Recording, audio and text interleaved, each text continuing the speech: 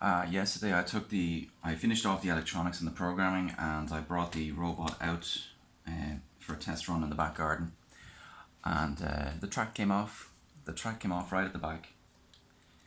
So I think what happened is that the motors are a little bit loose, and I think what happened is that when it was changing direction too quick.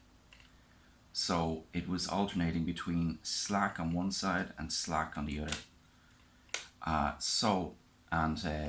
Being able to move like that didn't help either. So what I'm going to do is I'm going to build a kind of a bracket that goes out here and around to keep this still. Okay, to keep this as still as possible. And also I'm going to try and build maybe a spring, wheels on springs that will just push down here to try and keep some tension in the tracks. Okay, so it's turning into a bit of a tank. Okay, and maybe that's actually why tanks have these things, to keep the tension on.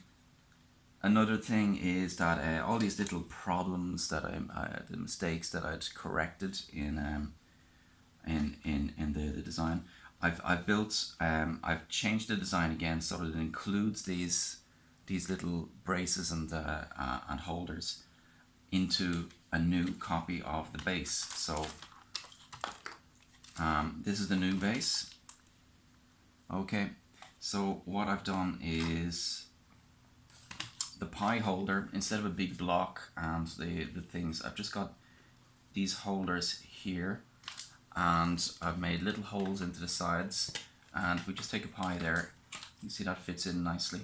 So we just I still got the scaffolding and the skirting on there. I'll need to cut them off.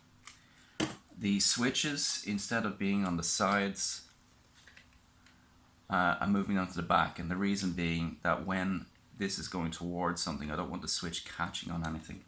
So instead, the switches will be at the back. You can turn them on, off, and be just over the tracks. The converter, the power converter, at the moment it's loose because it doesn't have any screw holes, so we couldn't bolt it down anywhere. So I built a small a slot for it to go into here, and a clip, which I hope to be flexible enough. If it's not, it's fine. I'll just redesign it with a smaller knob. And this is where the other the top battery box will go.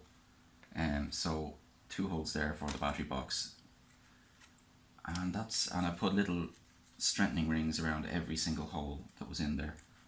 I think that's all the changes I made there. Yeah, and you can see, like, if you remember a couple of videos I had, when we made the holes, it was bisecting these diagonal lines, which weakens the strength that way. So I put strengthening holes around them as well, there and here. Now, so it's going to take a while to take everything off this and put it onto this new one. So I'll just get on with that.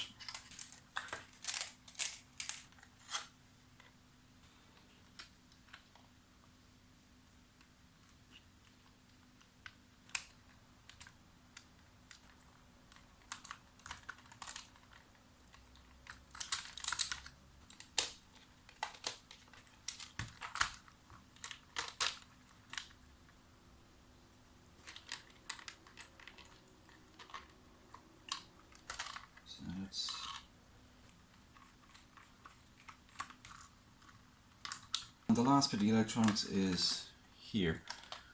Now, I can't just take that off because the wire is actually soldered to the switch and going through to the battery box. So what I need to do is unsolder that, put a little bit of pressure on the wire while heating up the connection.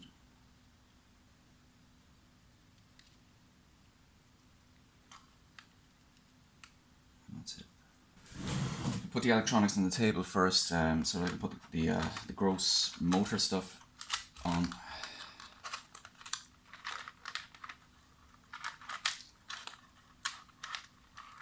Okay.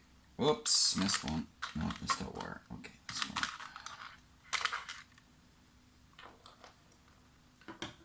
Alright, it's like taking out the organs. Right, so we can see we can see better now what the difference is between the two. So there's a lot less plastic used here and here. So I'm just using 2 lines to prop up the thing, the battery box, and this is recessed a little bit lower, so it's just a little bit lower down. So it should be a bit neater.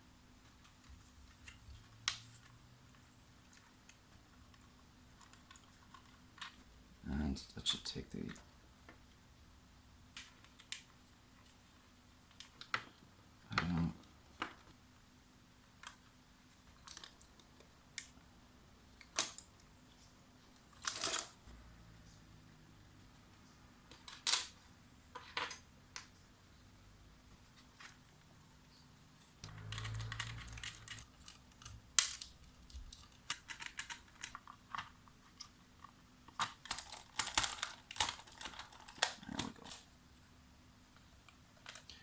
oh, well, that clip broke. Right, well, that means that that doesn't work. That's fine. Let's put all this stuff back on there. Should be able to just lift up everything at the same time. That's fine. Just for now, I'm going to glue this in place. That goes through there.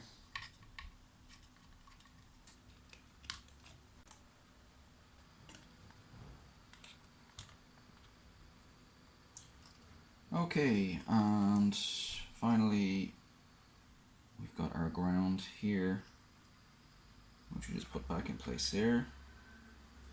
And that's it, back together. Right, I mean, the only real important difference is that now these switches are at the back. That's it. It just makes, let's see, that is neater. It means I can get on to the next part.